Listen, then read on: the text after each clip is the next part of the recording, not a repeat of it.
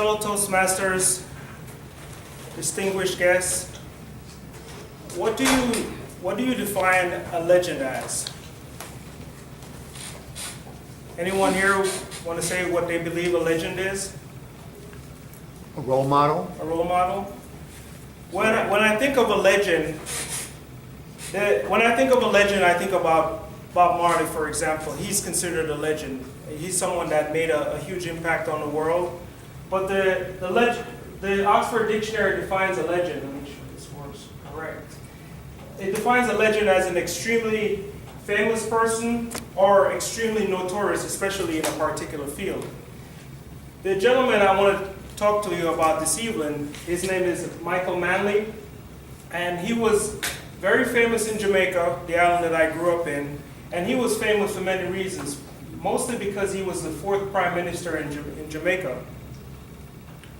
The reason I really want to talk about him is because he made a lot of changes in Jamaica shortly after Jamaica became an independent country from the British in 1962.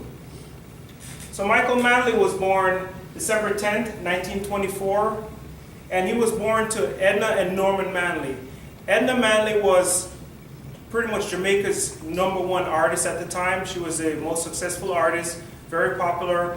Michael Manley was also a very successful lawyer and future Prime Minister of Jamaica. So naturally, because Michael Manley was born to these parents, everyone had very high expectations of him. One of the high expectations they had of him that he would get into law and ultimately become a politician. However, he did not do that. As you can see here, he went to the London School of Economics, where he studied economics. He did a little bit of graduate work in government, but then he returned back to the island and directly went into writing for the newspaper. How his path, as you can see here, was swayed into politics is that he also negotiated for the trade unions. And while he was negotiating for the trade unions, he had an opportunity to find out about the life of the lower class. As you could tell, he grew up in the upper class, so he knew nothing about what happened in the lower class. He didn't understand how unfair they were being treated. And while negotiating for them, he realized how uneven the scales were. So he went directly into politics in 1969, and shortly after became Jamaica's 4th Prime Minister. While he was Jamaica's 4th Prime Minister, there is many things that he's known for. Some of the things that he's known for here are the positive things he did was obviously he increased minimum wage so that the lower class were able to actually attain more income. A second thing he did was he actually offered free education for every citizen of Jamaica at the time, from the 1st grade all the way to the university.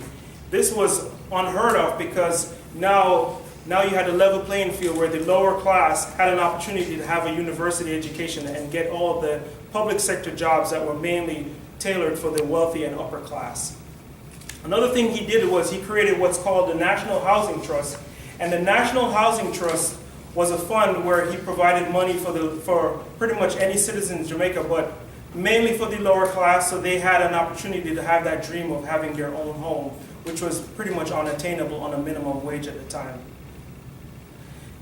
So while he became Prime Minister, there's a lot of positive things he done. Obviously here, there's many more, but these are the primary ones I'd like to share with you. But there's also some things that he did that was considered negative. One of the things he was considered negative was that he had a very close relationship with Fidel Castro, and this is in the 70s. Anyone know why that would be a problem? He wasn't very popular. He wasn't very popular with the U.S. at the time, and Jamaica was very, very close to the U.S., meaning that they had a very close relationship because Jamaica had bauxite, which is an ore that's mined from Jamaica. And for those of you that don't know what bauxite is, it's the raw material that's used to make aluminum. And Jamaica at the time was supplying about 80% of the ore to the U.S. So naturally, this was a major product that the U.S. needed, and here was Fidel Castro right in the middle of all of this, and it created a huge problem for Jamaica. Manley also went ahead and increased the cost on bauxite, making it even more difficult for the U.S. to import the bauxite. And finally, probably one of the things he's mainly known for was creating a democratic socialism economy. which was pretty much a change from the capitalistic economy that most of us are familiar with here in the US. His idea behind that was to create a very even playing field, and what he actually suggested was taking some of the income from the wealthier and actually sharing it over with the lower class. And at the time, at first everyone was supportive of it because Jamaica was having a tough time with their economy from moving from pounds to dollars. So a lot of people jumped on and said, yeah, sure, we'll vote for you, we want you to come in and fix the country. But after a while, it became a strain on the wealthy.